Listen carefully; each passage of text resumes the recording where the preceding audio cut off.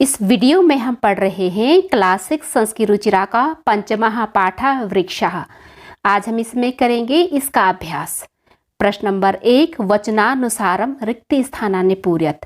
वचन के अनुसार रिक्त स्थानों को पूरा करिए। यथा मिस जैसे। पहले इसमें जिस तरीके से वनम वने वनानी का बना है उसी तरीके से हमें जले का भी बनाना है। जले का बनेगा जलम जले जलानी और बिंबम का बिंबम बिंबे बिंबानी। यहाँ पर ये जो शब्द रूप है ना, ये अकारांत नपुंसकलिंग के प्रथमा और द्वितीय विभक्ति में है। अब है इसमें वृक्षम वृक्ष वृक्षान। ये अकारांत पुल्लिंग के द्वितीय विभक्ति के शब्द रूप हैं। अर्थात वृक्षम का अर्थ होता है वृक्ष को, वृक्षाओ दो वृक्षों को, वृक्षान बहुत सारे वृक्षों को। उसी तरीके से पवन का भी बनेगा पवनम पवनौ पवनान। उसी तरीके से इसका भी बनेगा जनम जनौ जनान। एक मनुष्य को, दो मनुष्यों को, बहुत सारे मनुष्यों को। अब है इसमें प्रश्न नंबर 2, कोष्ठकेषु प्रदत्त शब्देषु उपयुक्त विभक्तिम योजयित्वा रिक्त स्थानानि पूरयत। कोष्ठकों में दिए गए शब्दों में सही विभक्ति को योजन करके अर्थात सही विभक्ति का उपयोग करके रिक्त स्थानों को पूरा करिए। यथा मिस जैसे। सबसे पहले आप यहाँ पर देखिए, अहम रोटिकाम खादामी, मैं रोटी खा रही हूँ। तो इसमें क्या है ना, सब के सब इसमें द्वितीय विभक्ति लगेगी जिसमें कि को का चिन्ह होता है अर्थात कर्ता नए कर्म को, कर्म है ये। ठीक है, अहम रोटिकाम खादामी, रोटिका में अम की मात्रा लगी है। अब है इसमें क, त्वम जल के लिए बनेगा जलम, त्वम जलम पिबसि, तुम जल पी रही हो। अब है ख, छात्रः दूरदर्शनम पश्यति, कि विद्यार्थी टेलीविजन देख रहा है। अब है इसमें आगे ये वाला वृक्षाः पवनम पिबन्ति, कि पेड़ जो है हवा पीते हैं। ध्यान देना, पवन नहीं, इसमें लिखेंगे पवनम।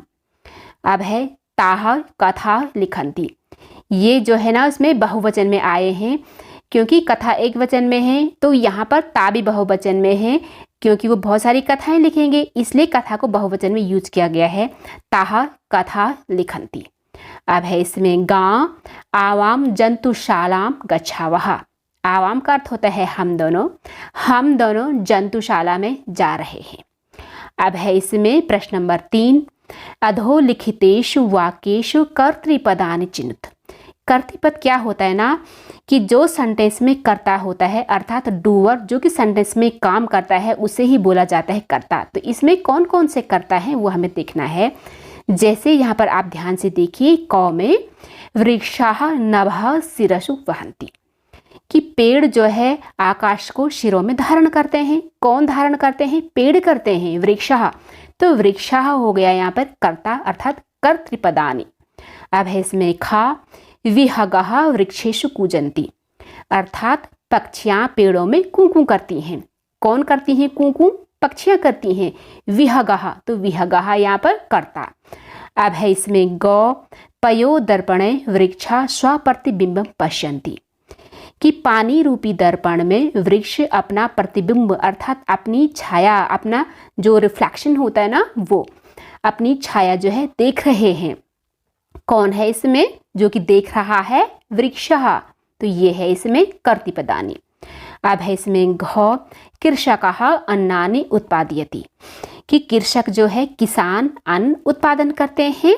कौन करते हैं? कृषकः। तो कृषका है इसमें कर्तृपदानि। अब है इसमें गौ, सरोवरे मत्स्याः सन्ति, सरोवरे अर्थात तालाबों में मछलियां हैं। ध्यान दीजिएगा, यहाँ पर सरोवरे नहीं है, यहाँ पर है मत्स्यः, क्योंकि इनका एग्जिस्टेंस, इनका अस्तित्व यहाँ पर बताया गया है। तो सेंटेंस में क्या होता है ना, कर्ता में जिसका एग्जिस्टेंस या फिर जो काम कर रहा होता है वही कर्ता होता है। अब है इसमें प्रश्न नंबर 4, प्रश्नानाम उत्तराणि एक पदन्नि लिखत, कि प्रश्नों के उत्तर एक पद के द्वारा लिखिए। पहला है इसमें क, वृक्षाः कै पातालम स्पर्शन्ति, कि पेड़ किसके द्वारा पाताल को स्पर्श करते हैं। पाताल मीन्स काफी गहराई तक। किसके द्वारा? पैरों के द्वारा। पाद है, ध्यान दीजिएगा, वृक्षों के तो पेड़ होते नहीं हैं, यहाँ पर पेड़ जो है उनकी रूट को बोला गया है, जड़ को।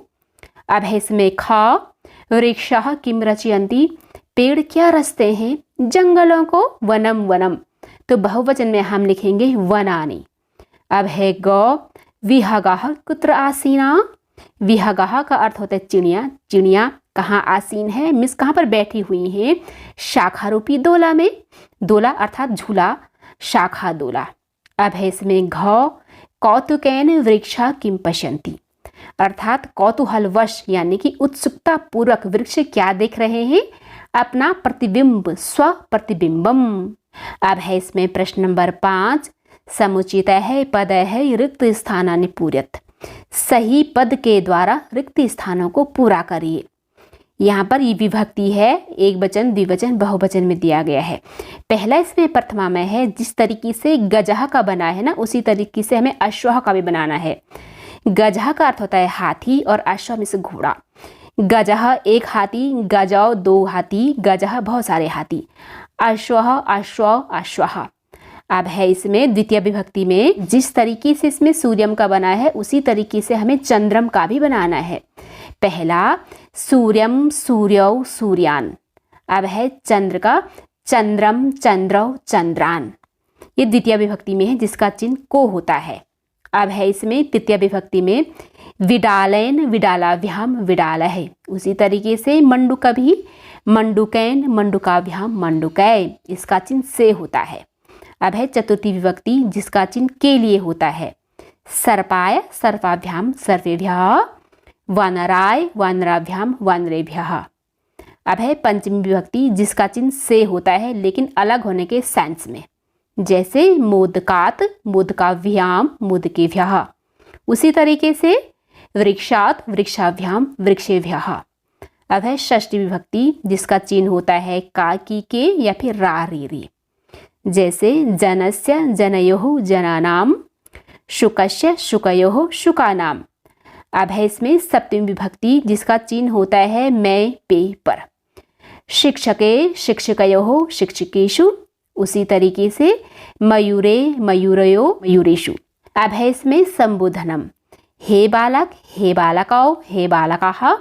उसी तरीके से नर्तक नर्तकौ नर्तकः। अब है प्रश्न नंबर 6। भिन्न प्रकृतिकम पदम चिनुत, जो प्रकृति यानी कि नेचर से अलग पद है ना वही हमें चुनना है। पहले ध्यान से देखिए, गंगा लता यमुना नर्मदा, तो इसमें क्या है ना कि 3 नदियां हैं। कौन कौन सी? गंगा यमुना और नर्मदा। लता नहीं है, लता का प्रकृति जो है अलग हो गई है तो लता को अलग करना है हमें, है ना। अब है ख में, उद्यानम कुसुमम फलम चित्रम। ध्यान से देखिए, इसमें सबके सब उद्यानम कुसुमम और फलम ये सजीव हैं, लेकिन चित्रम क्या है, ये निर्जीव है, इसलिए चित्रम को अलग किया है। अब है इसमें गौ में, लेखनी तूलिका चटका पाठशाला। ध्यान दीजिएगा, इसमें चटका ये पक्षी को बोला जाता है और ये तीनों जो है ना ये पढ़ने लिखने से संबंधित हैं, इसलिए हमें चटका को अलग किया है। अब है इसमें घ, आम्रम कदली फलम मोदकम नारंगम। आम्रम कदली फलम केले को बोला जाता है, नारंगम नारंगी।